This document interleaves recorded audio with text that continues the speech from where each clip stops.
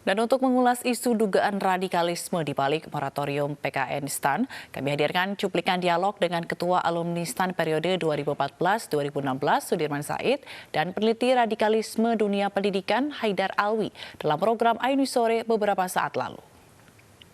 Nomor satu, prosesnya seperti tidak transparan, tiba-tiba. Ada pihak-pihak yang kemudian mengumandangkan terus soal radikalisme di kampus, dan itu membuat suasana kampus jadi gerak. Saya berinteraksi dengan baik dengan para dosen, dengan para mahasiswa, karena saya juga masih mengajar. Itu suasana tidak transparan, tiba-tiba itu terasa. Yang kedua, harapan para alumni tidak neko-neko kok. Silahkan diatur, dikecilkan kapasitasnya atau disesuaikan, tapi jangan tutup sama sekali. Karena begitu tutup sama sekali itu, satu track, satu generasi atau 5 tahun atau 4 tahun lamanya itu akan kehilangan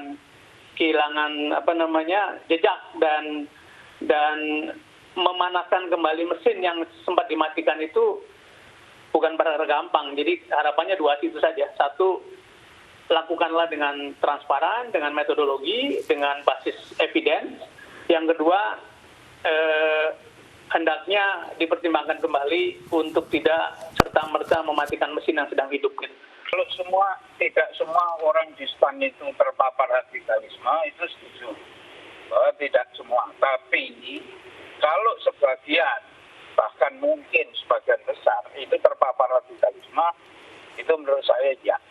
Dan itu salah satu bentuk untuk menangkal radikalisme, ya. Menteri Keuangan punya kebijakan moratorium. Jadi memang kebijakan itu kebijakan ekstrim yang harus ditempuh pada situasi yang ekstrim juga. Jadi memang perlu kajian khusus untuk menyatakan bahwa itu ditutup atau boleh lanjut. Karena radikalisme, kalau kita bicara radikalisme di Indonesia, terutama di kampus-kampus hebat sekalipun, itu nyata.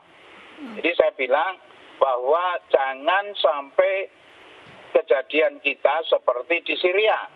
Di Syria itu awalnya juga begitu. Ekstrem ini radikalisme nggak ada dan lain sebagainya. Pada saatnya begitu mereka menguasai, baru oh ternyata ada dan real radikalisme itu.